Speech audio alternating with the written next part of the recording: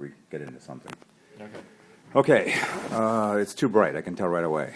Let's see if it gets a little. Yeah, that's perfect. That's perfect. We got it. Okay. So one thing I asked you, well, the first thing I wrote you was, gee, they must have had 45 or 50 visual effects shots. Yeah. And you responded, actually, no, Jeffrey, it's about 300. Yeah. And I really couldn't spot those. And that's, I say this over and over again to people I talk to, that visual effects that are not terribly noticeable, except when they have to be, like the horses, the hooves, you know, but other than that, Swan. They were, There were swan feet? Well, that was the idea, is that she was merging into a swan and stuff, Because I saw the bent legs and I thought... and the swan legs. Yeah, it's good that, you know, it's just animalistic. Anyway, was that the aesthetic when you guys were, not that this is in any way, and people listening to this should not understand or get the idea that in Black Swan is some sort of effects movie. It is absolutely not. When you did it, the idea was let's not make anything stand out. Was that the aesthetic or criteria? I think, you know, when you do visual effects, there's just so many ways to approach it, but we want, you know, I mean, it's interesting because I think back, you know, in the 70s and before that, filmmakers had, you know, time. They had days upon days to make films, and you know they could really do incredible stuff that way. You know, do a setup a day or a scene a day, and now it's become so expensive to make movies on a day rate. You know, you're spending $100,000, $200,000 a day, depending on the scale of the film.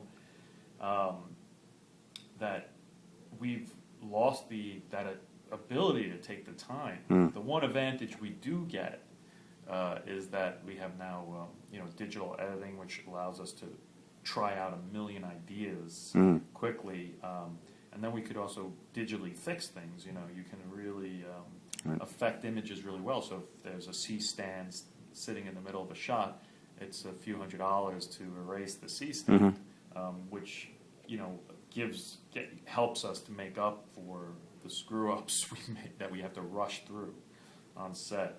But it's so I think, you know, working digitally is you know, working with digital effects is just, you know, it's a key part of any type of filmmaking, low budget filmmaking now.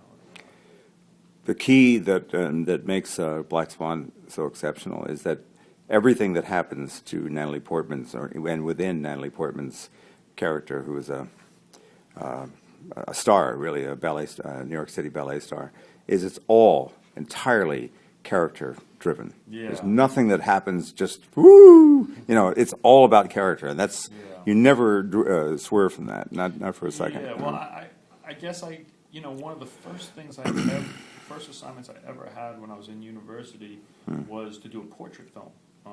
And I did this 3-4 minute film on this very, very unique guy I knew in Boston.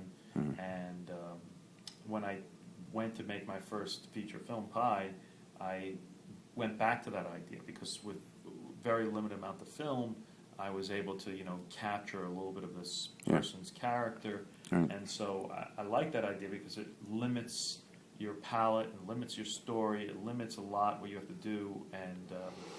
And I guess I've just become fascinated with character stories. I mean, I love documentary. And, you know, I find, you know, that's a big, one of the other reasons why independent film is in trouble is because documentaries have become so rich and so prevalent and so interesting and making so much money that people would rather watch real things. I mean, even if you talk about things like Hoarders and all those shows on AMC and stuff, they're amazingly captivating because they're people in very extreme situations. I just like character studies, and I think that's what it comes down to film. I mean, the great films, when we think about them, it's, you know, mostly about a character that's just, you know, having done something incredibly passionate or unique, an incredible journey. Even all these superhero films are about an exceptional character, and they work the best when you really get into those characters. The key with Natalie Portman's ballet dancer character is that she's beset by insecurities, anxieties, Is she good enough? Is she past it? Has she peaked? Is someone going to take her place? It's all those things that any creative person goes through. So it could just as easily be a male ballet dancer. It could be a male actor in a play. It could be any number of people. You know, it just happens to be this milieu that you chose. Yeah. But I'm getting this feeling from some women out there that they feel that it's like, well, I don't know, it's a little, you know, there's something about a woman going through some kind of collapse. Yeah.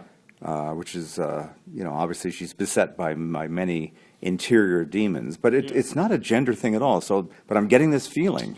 I think it's a very easy attack on the film, is to go after the female politics, because it falls into, you know, some cliches about, you know, women, you know, backstabbing and stuff. But, you know, it could be men, it could be anyone. And the world of ballet is, in actuality, an extremely competitive universe.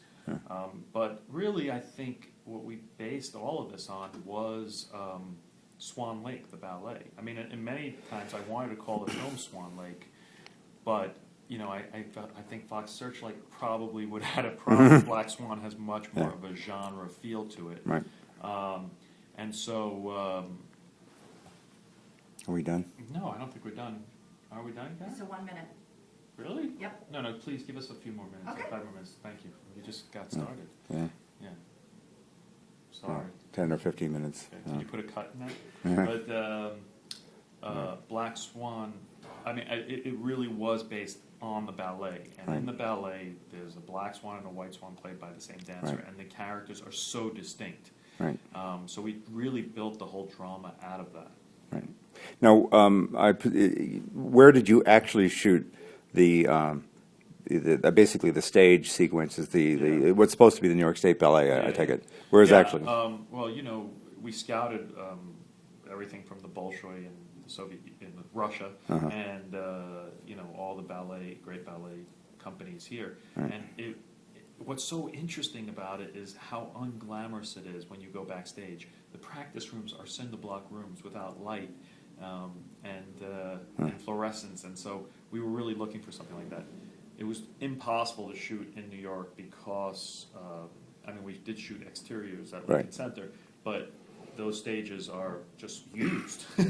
There's just constantly everything on them. So did you come up here, or where'd you go? We went up to SUNY Purchase, which is about 30, 40 minutes north of New York, and they have a stage that actually looks remarkably like the New York State Theater. And the catacombs were there, and we basically housed there for about a month.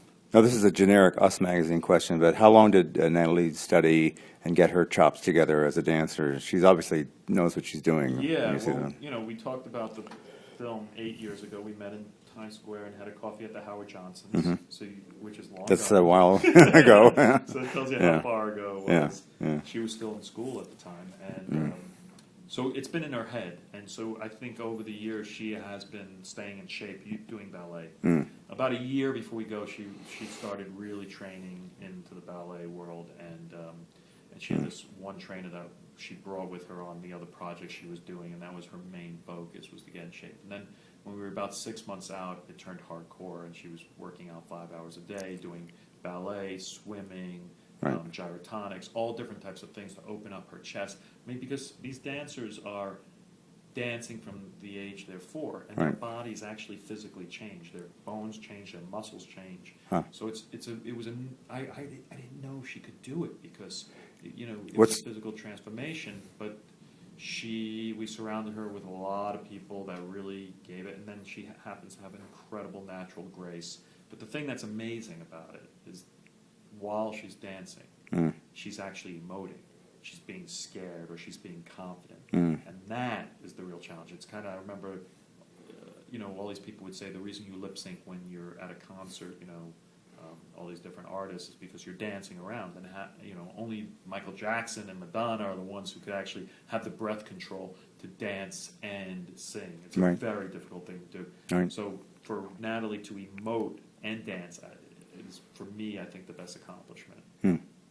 Was the length of shooting anything extraordinary? Was it, 10, 12 weeks, or what was it? No. I mean, this was an independent film. We made the film for $13.5 million. And that meant we had very limited amount of time. I think it was either 35 or 40 days. I can't really remember. Oh, okay. Yeah, so it was quick. It's 8 weeks. Do you like to build in a little clause where you can redo something if you just have another thought at the end of the process, just to, just in case? I've never had reshoots. I mean, Okay. you hear about all these films, they do get 2-3 weeks reshoots. I've never had that luxury. There was no reshoots on this film. There was on The Wrestler, there were no reshoots. On The Requiem, we did like a little day of inserts. Right. And The Fountain, we did a day of inserts, but Right. it's not my game.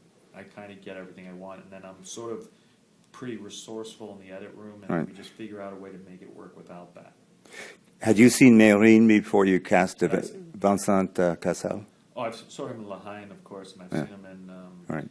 Gaspar Noé's Right. film Irreversible, and I've just Yeah. been a big fan. He's so sexy and beautiful, yet he's so unique Yeah. looking, and he's Yeah. got such danger and power. And I've just been a big fan for years. And then we met.